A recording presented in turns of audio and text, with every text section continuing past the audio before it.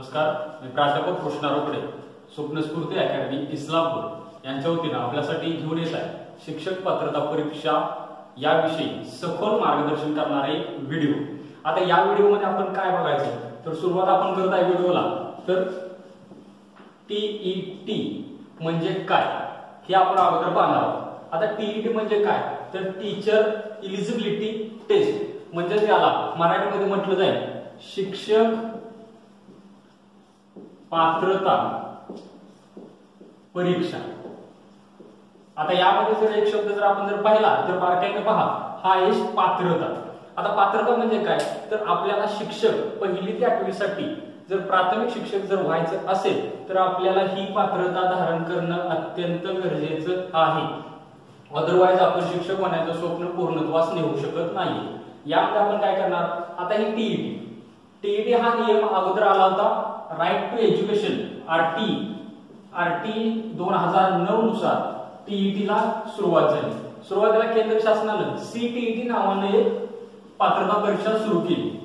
ही 2011 साली झाली दिल्ली बोर्डाकडून आणि महाराष्ट्र शासनाने याच नियमाच्या आधारे 2013 सालापासून महाराष्ट्रामध्ये टीईटी ला सुरुवात केली। आता ही टीईटी सुरू करत असताना एकूण 2 पेपर मध्ये सुरू केली। ते कोणकोणते आपण पाहणार आहोत। त्यामध्ये जर पहिला पेपर आहे पेपर क्रमांक 1 आणि दुसरा पेपर क्रमांक 2। यामध्ये पेपर क्रमांक 1 हा पहिली ते 5वी साठी आहे,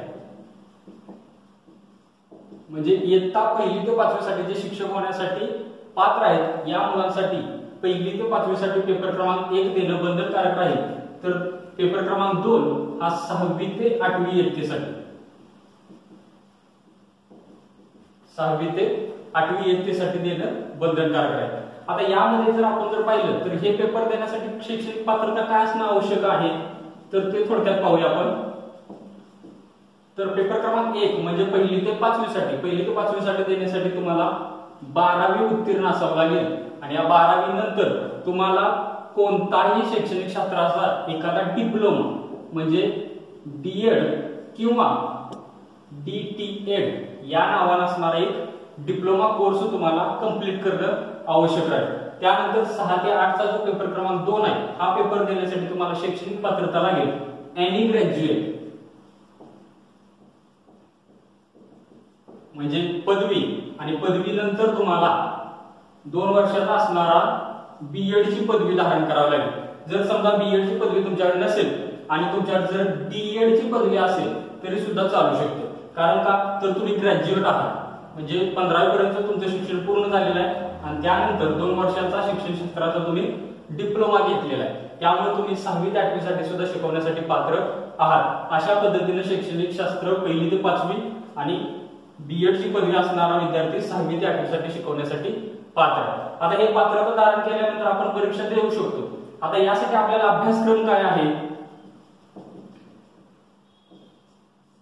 आता महाराष्ट्र परीक्षा परिषद आपल्याला अभ्यासक्रम देत असताना जीआर मध्ये त्यांनी मेन्शन केलेलं आहे की पहिली ते 5वीचा जो पेपर आहे शिक्षक पात्रता परीक्षा यासाठी तुम्हाला पहिली ते 5वी पर्यंतचा असणारा जो महाराष्ट्र गव्हर्नमेंटचा जो काय स्टेट बोर्डचं पुस्तक आहे यातील प्रश्न विचारले जातात। परंतु जर आपण बारकाईने जर आतापर्यंत झालेल्या सर्व प्रश्नपत्रिकांचं जर विश्लेषण करून जर पाहिलं तर यामध्ये आपल्याला लक्षात येतं की पहिली ते 5वीचा जरी पेपर असला तरी पण आपल्याला 4थी ते 8वी पर्यंतची सर्व पाठ्यपुस्तकं वाचावी लागतात। कारण 4थी ते 8वी मध्येच आपल्याला टीईटीच्या दृष्टिकोनातून नवीन नवीन प्रश्न तयार करता येऊ शकतात। त्याचप्रमाणे 6वी ते 8वीचा जर पेपर देत असून तरी पण 6 ते 8 ची पुस्तकं न वाचता आपल्याला 4थी ते 10वी पर्यंतची पाठ्यपुस्तकं वाचणं अत्यंत गरजेचं राहील। आता यामध्ये आपल्याला कोणते विषय आहेत ते आपण थोडक्यात नंतर पाहू। आपण याच्या अगोदर आपण अभ्यासक्रम झाल्यानंतर पात्रता निकष काय आहेत हे पाहू। पात्रता निकष म्हणजे काय तर पेपर क्रमांक 1 हा एकूण किती गुणांसाठी असतो, किती गुणांना पास राहतं आणि एकूण किती प्रश्न असतात। तर यामध्ये जर आपण जर पाहिलं तर एकूण 150 प्रश्न असतात म्हणजे 150 प्रश्न आणि या प्रत्येक प्रश्नाला 1 गुण, याप्रमाणे एकूण 150 गुणांसाठी ही परीक्षा घेतली जाते आणि यासाठी वेळ सुद्धा आपल्याला आहे तो म्हणजे 150 मिनिटे। म्हणजे सरासरी जर आपण जर पाहिलं तर एका प्रश्नाला 1 गुण आणि 1 मिनिट आपण त्याला जरी परीक्षेमध्ये दिला तरी पण आपल्याला चालू शकतं। आता यामध्ये जर आपण जर पाहिलं तर 150 प्रश्न 150 गुण पासिंग कितीला आहे, तर जर SC ST OBC EWS आणि SCBC हे जे प्रवर्ग आहेत या प्रवर्गांसाठी एकूण 55% पास दिले जातात। आता 55% म्हणजे किती, 150 चे जर तुम्ही 55% जर काढले तर तुम्हाला मिळतील 82 पॉइंट समथिंग, म्हणजे एकूण 82 किंवा 83 गुणांना पास असं धारण केलं जातं। तर सेम या पद्धतीने 6वी ते 8वीच्या पेपरसाठी सुद्धा हाच निकष लागतो, म्हणजे आपण जो पात्रता निकष पाहतोय तो दोन्ही पेपरसाठी सारखाच आहे, असा वेगळा निकष कोणताही नाहीये। यामध्ये आपण बघितले की SC ST OBC EWS आणि SEBC हे एकूण 4 प्रवर्ग आहेत, सॉरी 5 प्रवर्ग आहेत। या 5 प्रवर्गांसाठी 82 गुणांना पात्रता समजण्यात येतं। आता हे 5 प्रवर्ग सोडून जे इतर प्रवर्ग आहेत म्हणजे ओपन खुल्या गटातून जो फॉर्म सबमिट केला जातो त्या खुल्या गटात अर्ज करणाऱ्या विद्यार्थ्यांना मात्र 90 गुणांना पास दिले जातात। आता हे 90 गुण म्हणजे किती, तर 150 चे एकूण 60% गुणांना पासिंग दिले जातं। त्या पद्धतीने त्याला 90 गुण जो धारण करेल तो विद्यार्थी पात्र समजण्यात येतो। अशा पद्धतीने हा पात्रतेचा निकष आहे। आता यामध्ये बघा हे जे EWS आणि SCBC हे जे 2 प्रवर्ग आहेत हे 2019च्या अधिनियमानुसार आहे, परंतु हे 2020 ला जे आपली शिक्षक पात्रता परीक्षा झाली जानेवारी 2020 साली, यामध्ये परीक्षा दिल्यानंतर महाराष्ट्र सरकारनं SCBC आणि EWS हे अर्जामध्ये सुधारणा करण्याची संधी दिली आणि या अनुषंगानं 2020 सालापासून या 2 प्रवर्गांना 55 गुणाला म्हणजे 55% गुणांना म्हणजे 82 गुणांना पात्र समजण्यात येऊ लागलेला आहे। याच्या अगोदर हे प्रवर्ग अस्तित्वात नव्हते, त्यामुळे या 2 प्रवर्गांना खुल्या प्रवर्गातून अर्ज करावा लागत होता आणि त्यामुळे यांना एकूण 90 गुण धारण करावे लागत होते। अशा पद्धतीने आता आपण यानंतर याचा आपण अभ्यासक्रम बघू की कोणते विषय किती मार्गदर्शनमध्ये पेपर 2 घेतले जातात। पेपर 1 हा इयत्ता 1ली ते 5वी साठी असतो, तर पेपर 2 हा इयत्ता 6वी ते 8वी साठी असतो।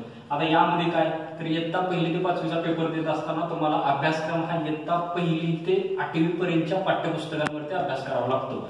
तर 6वी ते 8वीला अभ्यासक्रम करत असताना इयत्ता 4थी ते इयत्ता 10वी पर्यंतचे जे महाराष्ट्र शासनाचे काही पाठ्यपुस्तक आहे या पाठ्यपुस्तकांचा अभ्यास। तर यामध्ये आपण आता पेपर क्रमांक 1 आणि पेपर क्रमांक 2 ला जो काही अभ्यासक्रम आहे हा अभ्यासक्रम आपण थोडक्यात अभ्यासूया। आता पेपर क्रमांक 1 आणि पेपर क्रमांक 2, आता यामध्ये पेपर क्रमांक 1 मध्ये जर आपण जर बघितलं तर मराठी हा विषय प्रथम भाषा म्हणून असतो। प्रथम भाषा मराठी, द्वितीय भाषा म्हणून आपल्याला कंपल्सरी ही इंग्रजी भाषा असते, इथं हिंदी नसतो, आपल्याला फक्त आणि फक्त मराठी आणि इंग्रजी, प्रथम भाषा म्हणून मराठी, द्वितीय भाषा म्हणून इंग्रजी। त्यानंतर आहे अध्ययन अध्यापनाचे मानसशास्त्र, अध्ययन अध्यापनाचे मानसशास्त्र। आता या मानसशास्त्रामध्ये आपल्याला काय असतं, तर D.Ed ला B.Ed ला आपण असताना जो काय आपल्याला मानसशास्त्र हा विषय होता त्यामध्ये असणाऱ्या मूलभूत कन्सेप्ट या सर्वच्या सर्व विचारल्या जातात। यामध्ये अध्ययन कसं करावं, अध्यापन म्हणजे काय हे सुद्धा थोडक्यात विचारलं जाऊ शकतं। आणि यानंतर परत आहे तो म्हणजे गणित। आता जो पेपर क्रमांक 1 आहे त्यासाठी गणित 30 गुणांसाठी असतो। त्यानंतर राहिला तो म्हणजे आपला परिसर अभ्यास हा विषय। आता हा जो परिसर अभ्यास विषय आहे हा सुद्धा आपल्याला 30 गुणांना, आता याचा आपण वेटेज बघू किती आहे। मराठी हा 30 गुणांसाठी असतो, एकूण 30 प्रश्न विचारले जातात। तर द्वितीय भाषा इंग्रजी हा सुद्धा 30 गुणांसाठी असतो, एकूण 30 प्रश्न विचारले जातात। तर अध्ययन अध्यापनाचे मानसशास्त्र हा सुद्धा एकूण 30 गुणांसाठी 30 प्रश्न विचारले जातात। सेम या पद्धतीने गणित आणि परिसर अभ्यासासाठी सुद्धा 30 प्रश्न 30 गुणांसाठी विचारले जातात। आपण हे जर कॅल्क्युलेट केले तर एकूण 150 प्रश्न असतात, 150 गुणांसाठी विचारले जातात। आता हा झाला आपला पेपर क्रमांक 1 चा अभ्यासक्रम। आता पेपर क्रमांक 2 चा जर अभ्यासक्रम आपण जर पाहिला तर यामध्ये काय आहे, हा जो आपला मराठी आहे हा मराठी विषय पेपर क्रमांक 2 ला 30 गुणांसाठी विचारला जातो, हा सुद्धा कंपल्सरी आहे। त्यानंतर द्वितीय भाषा इंग्रजी हा जो विषय आहे हा सुद्धा आपल्याला 30 मार्कांसाठी पेपर क्रमांक 2 मध्ये विचारला जातो। त्यानंतर अध्ययन अध्यापनाचे मानसशास्त्र हा विषय सुद्धा आपल्याला 30 गुणांसाठी विचारला जातो। परंतु यामध्ये जर आपण अभ्यास करत असेल तर फक्त अभ्यासाची काठिण्य पातळी वाढत जाते। म्हणजे हे अध्ययन अध्यापनाचे मानसशास्त्र डीएड म्हणजे डिप्लोमाचे विचारले जाते. तर या ठिकाणी विचारत असताना डिप्लोमा अधिक पदवीचं म्हणजे बीएड मध्ये जे आपल्याला मानसशास्त्र शिकवलं गेलेलं आहे ते मानसशास्त्र इथं 30 मार्काला विचारलं जातं. त्यानंतर गणित हा विषय, आता गणित विषय आणि यामध्ये परत विषय दुसरा येतो तो म्हणजे सामाजिक शास्त्र. आता गणित आणि परिसर अभ्यास याऐवजी मात्र पेपर क्रमांक 2 ला विषय बदलून येतात. आता यामध्ये कोण जर एखादा विद्यार्थी सायन्स मधून ग्रॅज्युएशन झाला असेल म्हणजे पदवी म्हणजे बीएससी किंवा बीकॉम झाला असेल तर त्या विद्यार्थ्याला मॅथ्स अँड सायन्स हे विषय ठेवावे लागतात. मॅथ्स अँड सायन्स हा विषय राहतो एकूण 60 गुणांना. म्हणजे जर याची जर बेरीज आपण केली 30 30 30 आणि 60 तर याची एकूण होते 150. म्हणजे यामध्ये आपल्याला 150 मार्काला इतकाच पेपर असतो. परंतु जर एखाद्या विद्यार्थ्याचं आर्ट्स मधून जर एखादा विद्यार्थी आर्ट्स मधून आपली पदवी जर धारण करत असेल तर त्याला मॅथ्स अँड सायन्सच्या 60 प्रश्नांऐवजी त्याला सामाजिक शास्त्राचे 60 प्रश्न विचारले जातात आणि हे 60 प्रश्न त्याला नसतात. म्हणजे त्या विद्यार्थ्याने हे 30 मराठीचे 30 परत इंग्रजीचे 30 त्यानंतर अध्ययन अध्यापनाचे 30 आणि राहिलेले सामाजिक शास्त्राचे 60 असे मिळून एकूण 150 प्रश्न विचारले जातात 150 गुणांना. यामध्ये तो कॅटेगरी असेल किंवा ओपन प्रवर्ग त्यानुसार त्याला पात्र ठरवण्यात येतं. फक्त इथं आपल्याला एकच गोष्ट समजून घेणं अत्यंत गरजेचे आहे ती म्हणजे जो बीएससी आहे बीकॉम आहे तो त्यानं गणित आणि विज्ञान हा विषय ठेवणं कंपल्सरी राहतं. तर जो विद्यार्थी आर्ट्स मधून ग्रॅज्युएशन कंप्लीट केलेला आहे त्या विद्यार्थ्याला मात्र सामाजिक शास्त्र या विषयाचे प्रश्नपत्रिका सोडवणं आवश्यक राहतं. आणि ह्या अनुषंगानं आपण नेट कॅफेमध्ये अर्ज करत असताना आपल्याला अर्ज करणं आवश्यक आहे. आता याचा अभ्यास आपण थोडक्यात जर करायचं म्हटलं तर कशा पद्धतीने करणं आवश्यक आहे तर 1ली ते 5वीचा पेपर जर देत असेल तर आपल्याला 4थी ते 8वी पर्यंत पाठ्यपुस्तकांचा अभ्यास करणं आवश्यक आहे.